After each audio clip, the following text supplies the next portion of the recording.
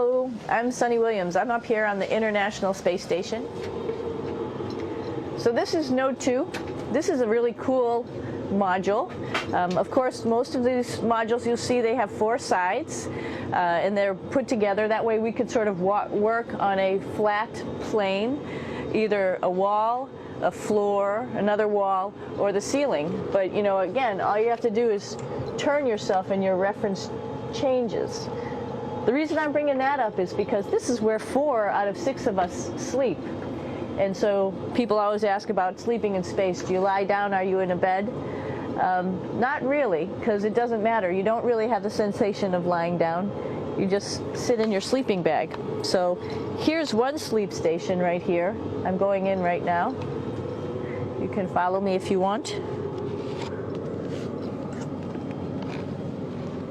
So I'm inside. It's sort of like a little phone booth, but it's pretty comfy. I've got a sleeping bag right here that we sleep in, so we don't have sort of like a little bit of a cover. We don't fly all over the place.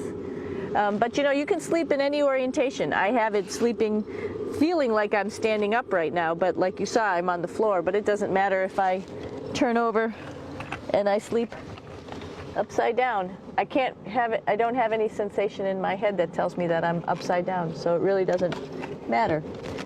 The sleep station is also like a little office. We've got a computer in here. As you can see, we've got a couple little toys. I've got some books.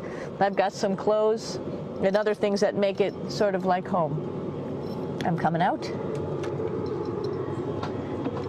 And just for reference, that's one sleep station. This one's another. Right here. There's one on the ceiling, if you want to call it. Right here. And then there's a 4th on the other wall over here. So all of us sleep in a little bit of a circle. All right, come on back. There's more to show you.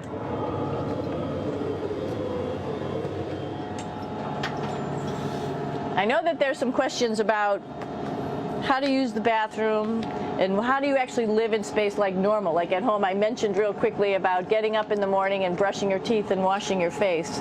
Well, how do you do that? Well, here is the bathroom essentially. You get up in the morning and we have a little kit and it has all the essential things that you need, like your toothbrush and toothpaste and brush. See how much better the brush makes my hair look?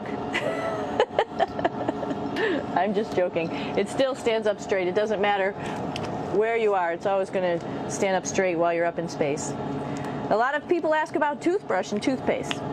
So, luckily enough, toothpaste, you can do it upside right this way, is sticky, and so it sticks to your toothbrush. No problem. Another cool thing is that water sticks to your toothbrush too. If you can see it, I'll have some water come out. The water is pretty neat up in space. It'll stick to your toothbrush and it will make a big bubble, and that's just by surface tension. And then you can drink it. So a lot of people ask about what do you do with the toothpaste after you brush your teeth.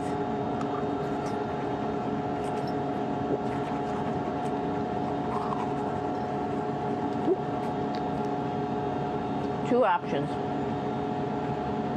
Swallow it, and it's sort of like mouthwash, but it tastes a little gross. Or you can just spit it out in a paper towel, and then you don't have to worry about it. Swallowing thing I wouldn't recommend at home. I'm only up here for 4 months, so it's not that bad. One of the most pressing questions about living in space, of course, is the bathroom. So let's take a look at that little piece of work. Come on in.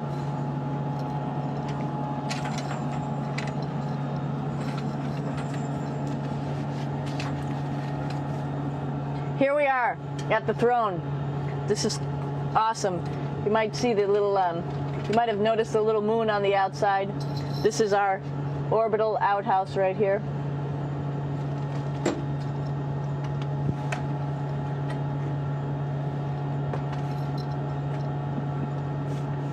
And of course, it serves for two functions. Number 2, right here. I'll show you. But you see it's pretty small, so you have to have pretty good aim, and you'll be ready to make sure things get let go the right direction. And it smells a little bit, so I'm closing it up. And that's, of course, for number 2. And this guy right here is for number 1. So they're sort of two slightly separate functions, but you can do a little, essentially both, by hanging on right here and doing number 1 and number 2. I might add it's color coded, so you really don't get it mixed up, which is nice. This is yellows for number 1. And also there's a selection of paper. People always ask about toilet paper. What do you do with toilet paper? What kind of toilet paper do you have? We have gloves, just because sometimes it does get messy. We have some Russian wipes, which are a little bit coarse if you like the coarse type of toilet paper. We have some nice tissues, which are nice and soft if you like soft toilet paper. We have Huggies, just for any cleanup. You know, we were all babies once, and this sort of helps. And then if things get really out of control, we have disinfectant wipes, just to make sure we clean up here. Because, you know, just like the water I showed you, the number 1 stuff can sort of go all over the place if you don't aim correctly. And did I mention both of these have a little bit of suction, so they should keep things going in the right direction. But like I said, sometimes things get a little out of control if you are out of control yourself flying around. So we have lots of protective stuff. And of course, you do have your privacy. There's a little door.